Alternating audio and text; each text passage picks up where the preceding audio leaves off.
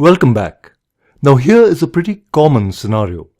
You have a label and you want it positioned at the top left corner of your app. With your current AutoLayout knowledge, that should be easy. You set vertical and leading space constraints to the top and left of the container, respectively. You know what text the label contains and also the font. Now you pause and think, should I be setting the width and height of my label? Well, you need not, since the label has an intrinsic content size, and so do other entities such as buttons and text fields. The intrinsic content size is based on current content. So your label's intrinsic content size is based on the amount of text it contains and the font used. The Apple guidelines recommend using intrinsic content size where possible. So now let's head to Xcode and see this concept in action. Okay, so let's start by creating an Xcode project, a single view application. We will call it Adaptive Layout. The language will be Swift, the device the iPhone.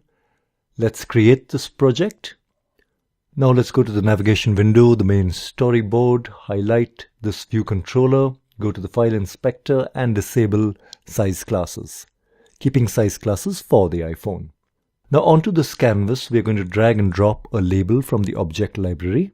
So here I've got my label. Let's hide this navigation window out here, stretch the label a bit and go to the attribute inspector.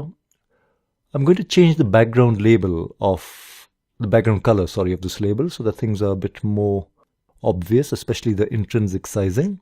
Now we move this label a bit, align it with the left container margin and also create a leading space constraint.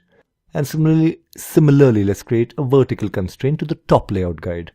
So we get some warnings out here. So now we know how to fix it. So let's click on Fix Misplacement.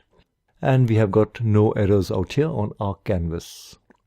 Now let's preview this simple canvas, and I'm going to use not the simulator but the other option. So we go, let's hide this first, the document editor, go to this assistant editor and use this main storyboard preview. So by default we have an iPhone 4-inch in portrait mode, so that's fine. And let's create another preview, and that's for the iPhone 4-inch in landscape mode, so that you can see two views at one shot. Now as you can see, you have the label both in portrait and landscape mode, and the size of the label is equivalent to its intrinsic size, which is basically the size of the text within it and a bit of gap on either side. So now let's go back to our storyboard, and I'm just going to quickly change the text. So let's call it downfall, and there's a reason for using this particular word. So now let's again update our frames and let's quickly see how things look. And again, you can see the label has stretched a bit to accommodate the text. So now I'm going to add another element onto our canvas, and let's basically add a text field. So let's drag and drop this text field out here and align it with the label, stretch it out a bit and add some constraints. We set a constraint to the top layout guide and similarly a trailing constraint. There we go. Trailing space, and similarly a horizontal constraint to separate both entities. And once again, fix this issue out here. So that's all fine. So let's quickly preview this, and this time I'm going to use the simulator. So here it is for the iPhone 6 in portrait mode. As you can see, the text field has stretched, and this is much more obvious in the landscape mode. So why has this text field stretched? So let's do a bit of investigation. And for that, let's first stop the simulator, highlight the text field and go to the size inspector. And perhaps our friends, the content hugging and compression resistance, have a role to play. So let's see the values for first our label, So we have a content hugging priority of 251 for horizontal and 251 for vertical. Now let's go and check the text field, and we have a value of 250. So as you can see, this is a lesser value, and that is why the text field has stretched at the expense of the label. Okay guys, I now want to demonstrate how the intrinsic content size changes at runtime. And for that, let's go back to the object library, and I'm going to select a button, and let's drag and drop this button on our canvas.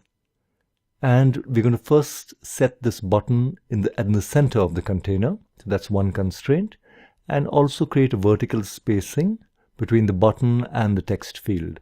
So as you can see, we have no errors out here. And now I'm going to do two things. Go down to the button and change its background color. Let's make it gray. And also change its label. And again, we'll use the word downfall. And there's a specific reason for this.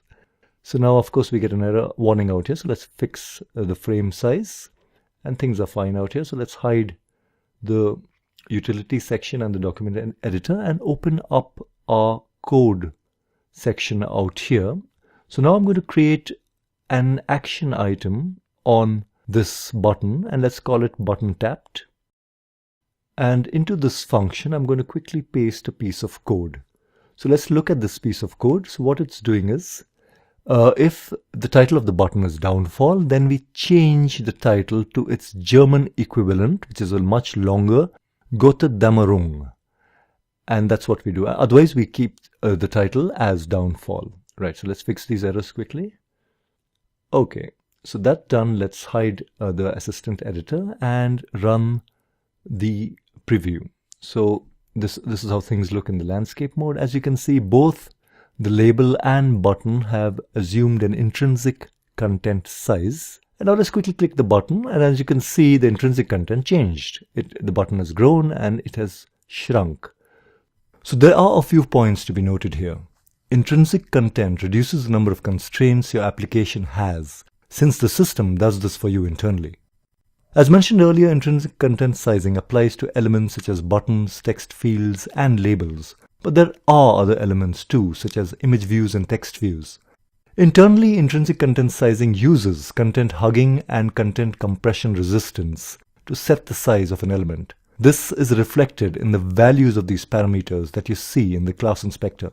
Finally, if you set the width and height of, say, a button yourself, intrinsic content will not come into play, and the size of a button will not change if its text changes, as in this example here. So some food for thought.